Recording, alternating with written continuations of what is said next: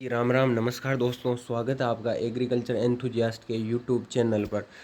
तो दोस्तों, आज का वीडियो अपना रहेगा वो रहेगा एग्रीकल्चर सुपरवाइज़र की जो फाइनल कट ऑफ है उसके बारे में। तो एक तो रहेगा फाइनल कट ऑफ के बारे में, और अगली बात रहेगी वो अपनी रहेगी कि कट ऑफ को निर्धारित करने वाले कुछ महत्वपूर्ण बिंदु है। यानी कि इस बार की कट ऑफ दो कारणों पर मुख्य रूप से निर्भर करेगी, एक आधा और भी है, वैसे बात करेंगे इस वीडियो में। तो दोस्तों, और तीसरी बात रहेगी ऑफलाइन डीवी कब तक हो सकता है। यानी आपके सामने वो डेट आएगी जो अब तक आपको यूट्यूब पर और लगभग लगभग शायद कहीं नहीं पता है, और जिन्हें पता है वो है अभी बताएंगे आगे, ठीक है।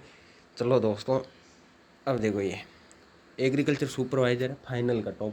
देखो देखो दोस्त, इस कट ऑफ को जानने से पहले मैं आपको एक छोटी सी बात बताऊँ।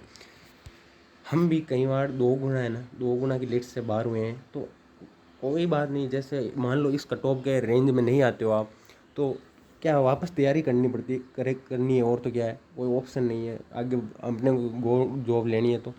बाकी दोस्तों देखो, इस कट ऑफ का ऊपर नीचे भी रह सकती है, वो किस प्रकार रह सकती है वो आगे बात कर लेंगे हम। चलो शुरू करते हैं दोस्तों। जनरल की लगभग लगभग है ना, जनरल मेल की कट ऑफ 249 ये रैंक है दोस्तों, और ये मार्क्स है 243.7010 7010 ना। यार फीमेल की लगभग लगभग 353 रैंक तक है ना, फाइनल सिलेक्शन की दौड़ में है दोस्तों, और मार्क्स है वो 241.5155, ठीक है। और अगली है वो है ई डब्ल्यू एस मेल में 1023 रैंक तक फाइनल सिलेक्शन की दौड़ में है दोस्तों।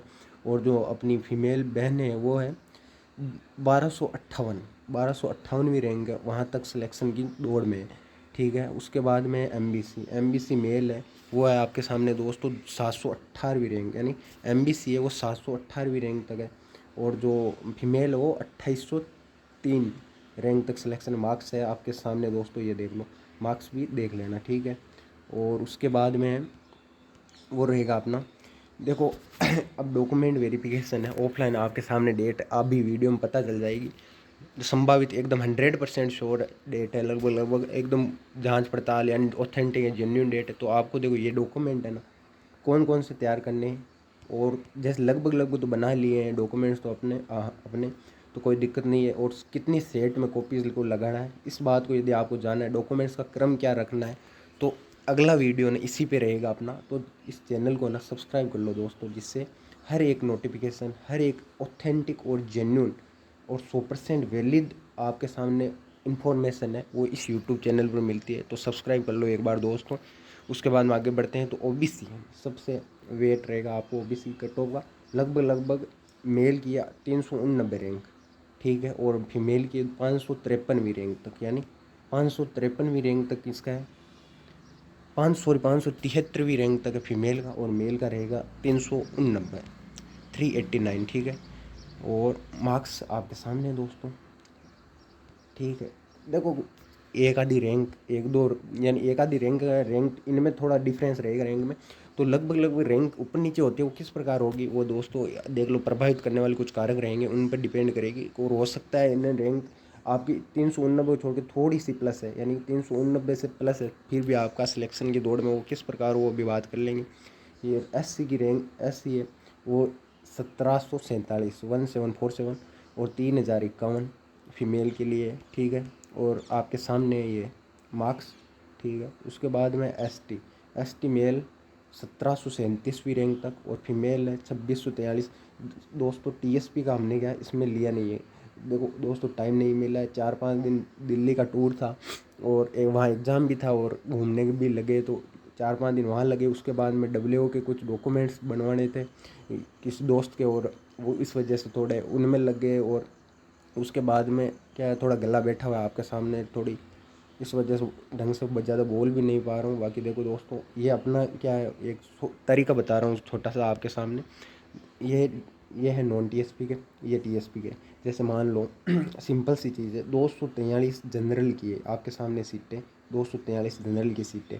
इनमें क्या होता है, इनमें शुरू के लगभग 243 250 के समथिंग है ना, आपके सामने उनमें देखो मेल भी होंगे, फीमेल भी होंगे, और लगभग लगभग सभी होंगे। सभी किस प्रकार होंगे कि इसमें कोई कैटेगरी डिफाइन नहीं है, इसमें जनरल वाले भी लग सकते हैं, ईडब्ल्यूएस वाले, ओबीसी, एमबीसी, एससी एसटी, यानी कोई भी कैटेगरी हो ना, वो सब इसकी सीटें ले सकते हैं।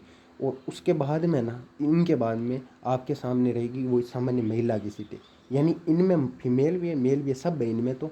और जो 69 सीटें ये फिक्स लिखा हुआ है आपके सामने, देखो ये क्लासिफिकेशन है आपके सामने। 69 सीटें हैं वो फीमेल्स की है। उसके बाद में अपनी विधवा बहन है उनकी परित्यक्ता है 06। तो इस प्रकार से इनका क्या डिस्ट्रीब्यूशन दिया हुआ है। उसके बाद में खेल शुरू होता है, और इनमें ही लगभग हॉरिजॉन्टल रिजर्वेशन भी आएगा। देखो ये जनरल वाला इसी में काउंट होता है, ये एक्स सर्विसमैन वाला, तो वो भी इसी में शामिल है दोस्तों। उसके बाद में रहेगा अनुसूचित जाति। अनुसूचित जाति कह दो, चाहे जनजाति कह लो, चाहे ओबीसी कह लो, चाहे ईडब्ल्यूएस कह लो, या फिर एमबीसी कह लो। एमबीसी हो गया, ईडब्ल्यूएस हो गया। तो इसके सामने ना दोस्तों, अब यहाँ से क्या आगे मान लो, लगभग एक एग्जाम्पल ले लो कि लगभग आपके 350 सीट। एक एग्जाम्पल दोस्तों, कोई मैं एग्जैक्ट मैंने ना तो अभी तक जोड़ा है, आपके सामने मैं एक उठाया हूँ मेन मोटा मोटा। 350 सीट मान लो आपने जनरल के अदर अदर कैटेगरीज में या फिर सभी कैटेगरीज को मिलाकर शामिल हो गई। उसके बाद में ना वो शामिल होता है इन कैटेगरीज का वर्गीकरण। उसमें से आप अपनी सीटें निकाल लेना। जैसे ओबीसी की सीटें मान लो एक सीट है 351, 350 के बाद 355 पर है। उसके बाद में ओबीसी की सीट है 357। मैं एक एग्जांपल दे रहा हूँ दोस्तों, मैंने न तो अभी अब उसमें देखा है, और न मैं सिर्फ एक एग्जांपल आपके सामने दे रहा हूँ। इस चीज़ को समझना थोड़ा एकदम लाइटली, यानी मत ले लेना कि यही फिक्स है। मैं एक एग्जांपल के तौर पर समझा रहा हूँ। तो वो सीटें काउंट कर लेना आप अपने हिसाब से, और एकदम सही जो टीएसपी वाले हैं या फिर अदर जो कैंडिडेट है वो अपने इस हिसाब से निकाल लेना। उसमें पहले तो ये सामान्य वाली सीटें हैं, इनमें सभी आएंगे, मेल भी आएंगे फीमेल भी आएंगे। और सबसे मोटी चीज़ देखो ये है दोस्तों, जो अपने एक्स सर्विसमैन भाई है ना, उनका कोटा है ना फिक्स तो था, इतने दिन भी था, लेकिन इनकी जो सीट है ना वो फिक्स नहीं थी दोस्तों। ये आपके सामने मोटी बात है। उसके बाद में सामान्य महिला और ये वाले इस प्रकार से देख लेना, ठीक है। अब देखो इस बार की कट ऑफ को निर्धारित करने वाले कुछ महत्वपूर्ण बिंदु आपके सामने दोस्तों। देखो एक तो है W R O and other vacancies में सिलेक्टेड कैंडिडेट्स। कुछ ऐसे कैंडिडेट्स हैं दोस्तों, लगभग अभी पाए गए हैं, मेरे भी दो जान पहचान में लगभग 4-5 जने हैं, वो इनमें सिलेक्टेड है दोस्तों। और रैंक के नंबर भी उनके ना अच्छे खासे आ रहे हैं। तो वो बाद में देखो बड़ी वैकेंसी में सिलेक्शन लेने के बाद में छोटी में तो कोई मुँह नहीं मारता है, ठीक है। तो जो वो क्या सुपरवाइज़र की, हाँ उनके सुपरवाइज़र में अच्छी रैंक है और इनमें भी सिलेक्शन हो रहा है, तो दोस्तों निश्चित तौर पर वो ये लेंगे। लेकिन अभी वो डीवी दोनों में करवाएंगे दोस्तों, ये मुझे पता है, मुझे 100% पता है कि कोई नहीं छोड़ता है। हर जगह रिस्क रहती है, और रिस्क के लिए क्या करना पड़ता है, दोनों जगह वो करवाएंगे डीवी।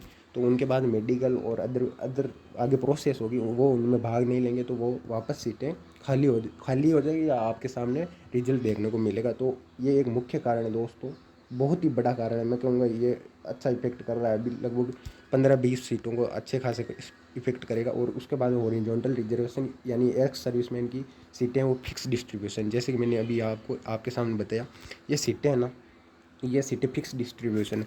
आज से पहले, इतने दिन से पहले क्या होता था कि जैसे ओबीसी मैक्सिमम एक्स सर्विसमैन, देखो मैं गारंटी के साथ तो नहीं कह रहा हूँ, लेकिन मैक्सिमम एक्स सर्विसमैन ओबीसी के होते थे।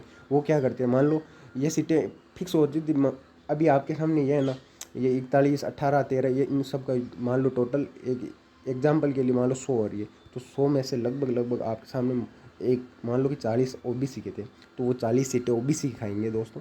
तो अब क्या हो गया कि 40 न कि 40, बाकी 23 ही ओबीसी की सीट ले सकते हैं एक्स सर्विसमैन। बाकी यदि उसके बाद में कोई एक्स सर्विसमैन बचेगा तो उसका सिलेक्शन नहीं होगा। या जनरल की ले रहा है तो अच्छी बात है, कोई दिक्कत नहीं है, जनरल की आ रही, लेकिन ओबीसी के बाद में इसी रेंज तक उनका सिलेक्शन, तो ये भी अपने लिए अच्छी बात है। जो नॉर्मल ओबीसी अदर, यानी अपन कैसे कैटेगरी के स्टूडेंट्स हैं उनके लिए, तो ये दौर ना ये इसी बार से किया दोस्तों, पहले नहीं था। लगभग अभी पीछे कुछ वैकेंसीज में ये देखने को मिला है, ये डिस्ट्रीब्यूशन इस तरह का। तो ये दो फैक्टर है, वो डिपेंड करेंगे उसके बाद में अपना ऑफलाइन डीवी कब तक हो सकता है। तो दोस्तों ये सबसे बड़ा और अच्छा क्वेश्चन है, और क्वेश्चन का इसका आंसर भी आपके सामने है कुछ सेकंड के बाद में। ये देखो, ये रही आपके सामने डेट। अब आप पूछोगे सोर्स, तो निश्चित तौर पे सोर्स के बिना बात होती नहीं, एकदम वैलिड और ऑथेंटिक जानकारी आपके सामने शेयर की जाती है, जैसा कि आपको पता है। और इसका सोर्स है पंतकर्षि भवन। पंत कृषि भवन से आज ही सुबह हमने बात की थी और उन्होंने ये डेट बताई है। और तो हमने कहा सर शेड्यूल कब तक अपडेट होगा साइट पे, तो शेड्यूल आपके सामने नेक्स्ट वीक शेड्यूल अपडेट हो जाएगा दोस्तों। नेक्स्ट वीक है आपके सामने शेड्यूल आ जाएगा। किसका? Agriculture supervisor offline document verification. Date आपके सामने दोस्तों 3 अगस्त 2026। 3 अगस्त 2026 नोट कर लो दोस्तों। देखो एक आधा दिन प्लस माइनस हो सकता है, मैं उसकी कोई गारंटी नहीं ले रहा हूँ। जो हमें डेट बताई गई है सर के द्वारा, वो आपके सामने हमने रख दी है।